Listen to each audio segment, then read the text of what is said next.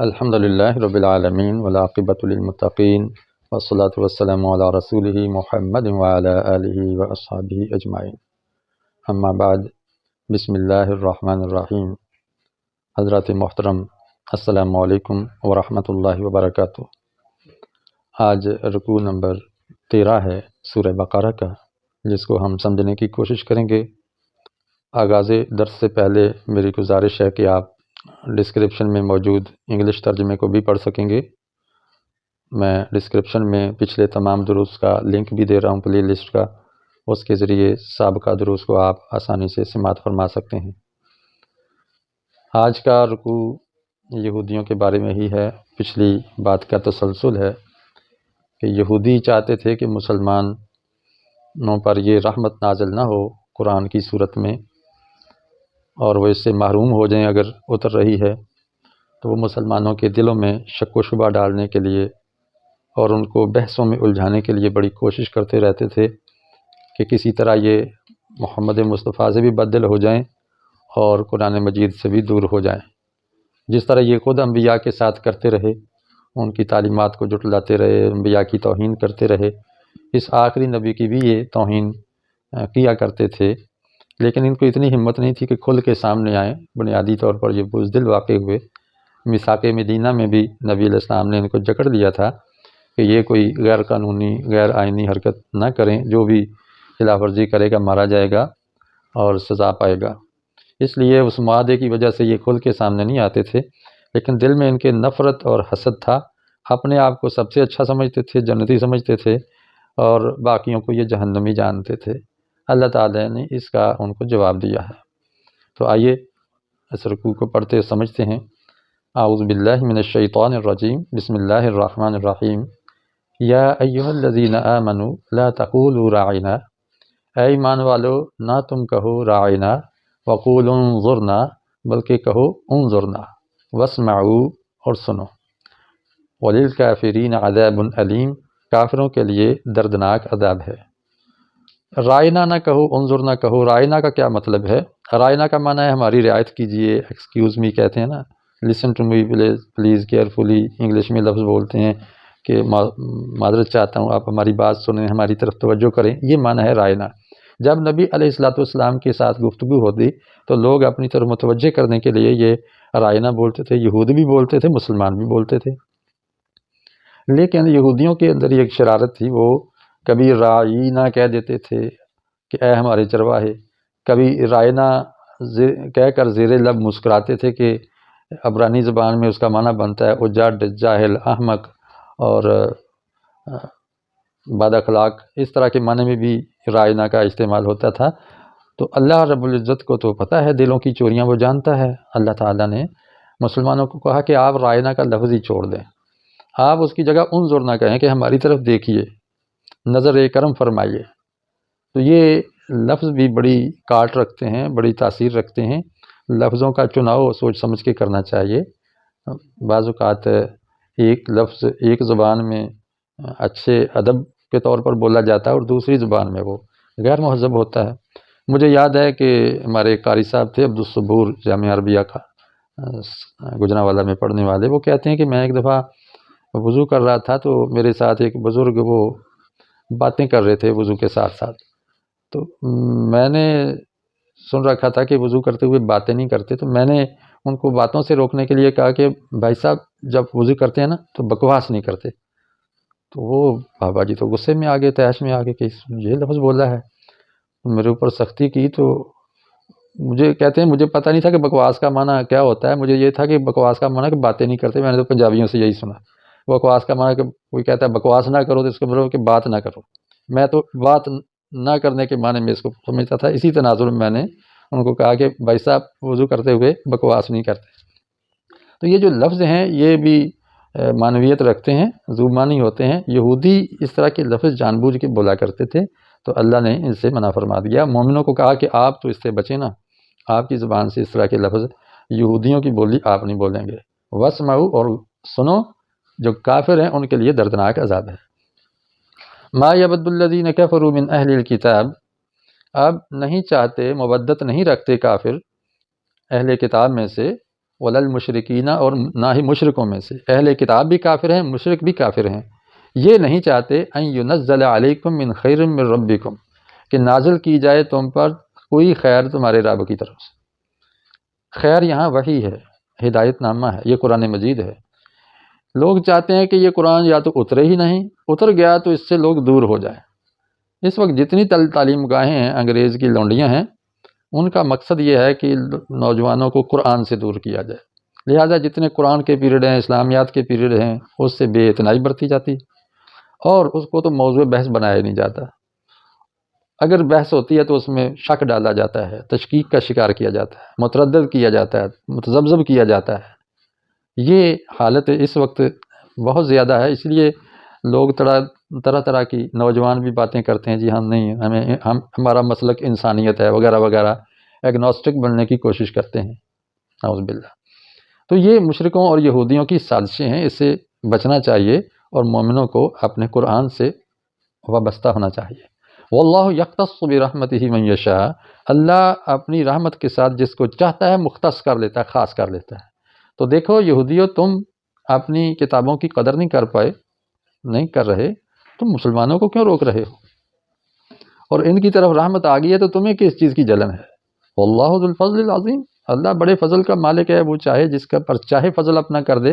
یہاں فضل سے مراد ہے وحی، ہدایت۔ یاد رکھو اللہ کی جتنی بھی نعمتیں ہیں جن کو ہم شمار نہیں کر سکتے، ان میں سب سے بڑی نعمت وہ یہ ہدایت نامہ ہے۔ کسی کو زندگی گزارنے کا ڈھب آ جائے تو اس سے بڑا رحم کیا ہوگا، اس سے بڑی مہربانی کیا ہوگی؟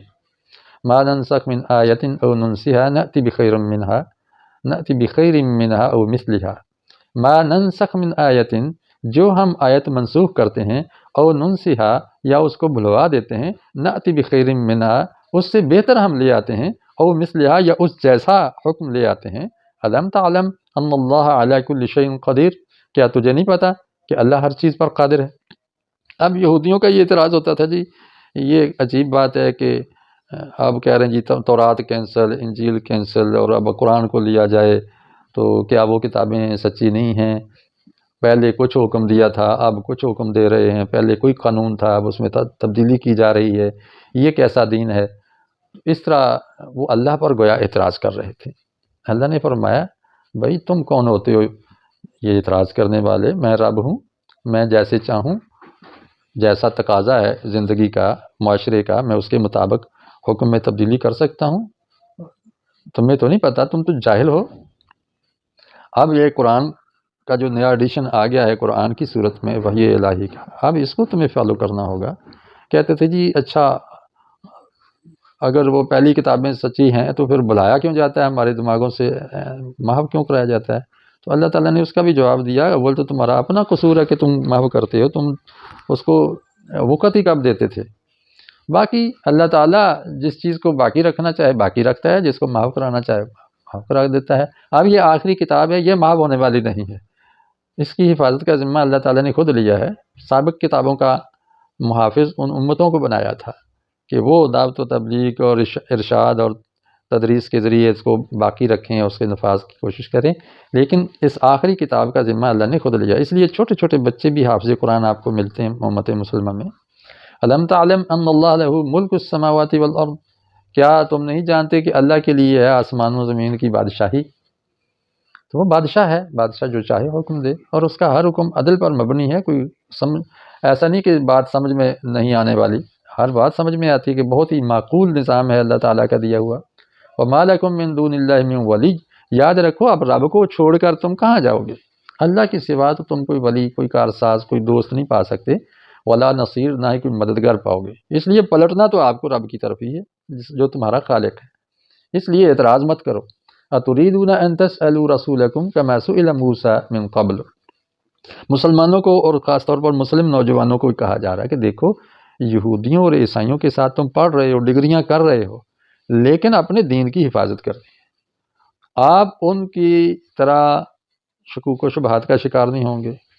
اپنے جو مغیبات ہیں، غائب کی چیزیں ہیں، اللہ، رسول، آخرت، کتاب، انبیاء، ان پر پختہ یقین رکھنا ہے، اور ان کی تعلیمات کے ساتھ جڑے رہنا ہے۔ ان کے کہنے پر آپ طرح طرح کے سوال نہ کریں صحابہ کی تربیت کی جا رہی ہے کہ آپ نبی علیہ السلام سے اس طرح سوال نہ کریں جیسے موسیٰ علیہ السلام سے اس کی قوم کرتی رہی ہے، اور اپنے آپ ہی کو وہ مشکل میں ڈالتی رہی ہے۔ ہم تريدون ان تسألوا رسولکم، کیا تم چاہتے ہو کہ تم اپنے رسول سے سوال کرو، کما سئل موسیٰ من قبل، جس طرح اس سے پہلے موسیٰ علیہ السلام سے سوال کیا گئے کہ گائے کیسی ہونی چاہیے، رنگ کیسا ہونا چاہیے، وغیرہ وغیرہ۔ ومن يتبدل الكفر بالایمان، اور جس نے ایمان کے بدلے میں کفر کو لے لیا، فقد ضل سواء السبیل، تو وہ کھلی گمراہی میں جا پڑا۔ ود کثیر من اہل الکتاب، اب اہل کتاب میں سے اکثریت یہ چاہتی ہے، لو یردونکم من بعد ایمانکم کفارا، کہ کاش یہ رد کر دیں تم کو تمہارے ایمان کے بعد کفر کی حالت۔ کہتے ہیں کہ جو درس گاہیں آکسفورڈ یونیورسٹی اور کیمبرج یونیورسٹی اور میامی یونیورسٹی اور دیگر مغربی یونیورسٹیوں کی جو شاخیں مسلمان ممالک میں سکولوں کالجوں کی شکل میں قائم ہیں، او لیول اے لیول، اس کا مقصد یہ ہے کہ مسلمان کو مسلمان نہ رہنے دیا جائے۔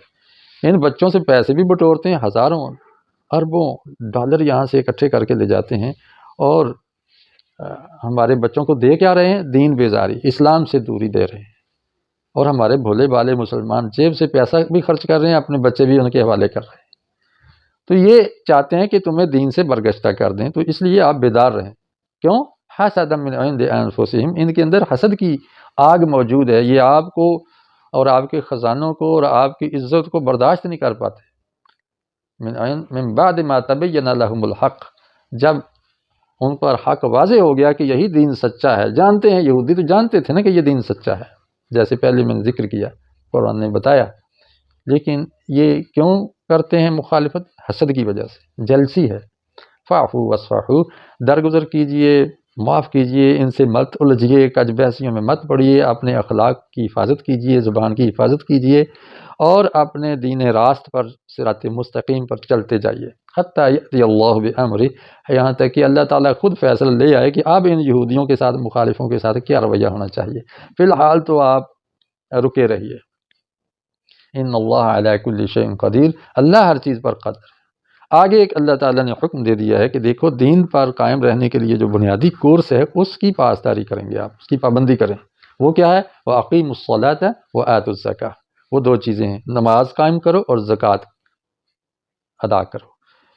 نماز آپ کو سیاسی بصیرت دیتی ہے، اجتماعیت دیتی ہے، اور تعلیم دیتی ہے، اور زکوٰۃ آپ کی معیشت کو درست کرتی ہے، جس میں محروم طبقے فیض یاب ہو جاتے ہیں، اور جو فیض یافتہ ہیں ان کو بھی اس کی برکات ملتی ہیں، اور رزق میں ہر چیز میں برکت ہوتی ہے جب زکوٰۃ دی جاتی ہے اور سود سے بچا جاتا ہے۔ وَمَا تُقَدِّمُوا لِأَنفُسِكُم مِّن خَيْرٍ تَجِدُوهُ عِندَ اللَّهِ، جو تم اپنے لیے آگے بھیجو گے خیر میں سے، خیرات جو بھی کرو گے، تَجِدُوهُ عِندَ اللَّهِ، تم اللہ کے ہاں اس کو پا لو گے۔ یعنی تمہارا دیا ہوا خون پسینے کا روپیہ پیسہ وہ کھو نہیں جاتا، بلکہ جمع ہو جاتا ہے، اور اس کا فائدہ تمہیں پہنچتا ہے۔ ان اللہ بما تعملون بصیر، اللہ تعالیٰ دیکھ رہا ہے جو تم عمل کر رہے ہو۔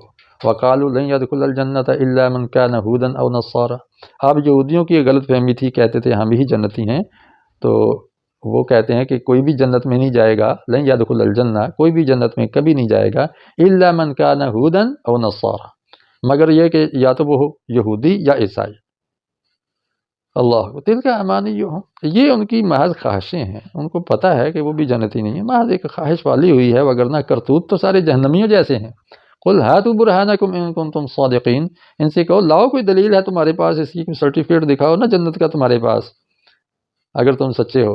بلا من اسلم وجہہ للہ، کیوں نہیں، بلکہ جس نے اپنا چہرہ جھکا دیا اللہ کے لیے، یعنی مسلمان ہو گیا، وہو محسن، اور اس نے احسان کا رویہ اختیار کیا، یعنی ہمت سے بڑھ کر نیکیاں کی، فَلَهُ أَجْرُهُ عِنْدَ رَبِّهِ، تو اس کے لیے اس کے رب کے پاس اجر ہے، وَلَا خَوْفٌ عَلَيْهِمْ وَلَا هُمْ يَحْزَنُونَ، ان کو کوئی خوف نہیں ہے اور نہ ہی وہ حزن و ملال کا اور غم کا شکار ہوں گے۔ تو حضرات، آپ نے دیکھا کہ اس رکوع میں اللہ رب العزت نے کس طرح ہمیں اس پرفتن دور میں رہنمائی فرمائی ہے کہ آپ کی صحبت، آپ کی مجلس اچھی ہونی چاہیے، اور غیر مسلموں کے ساتھ دوستی میں احتیاط برتنی چاہیے، تاکہ ان کے لچھن، ان کی فکر، ان کی سوچ تمہارے اوپر غالب نہ آ جائے، آپ اپنے دین سے خوب واقف ہوں اور آپ کی گفتگو، آپ کا قول ان پر غالب آ جائے۔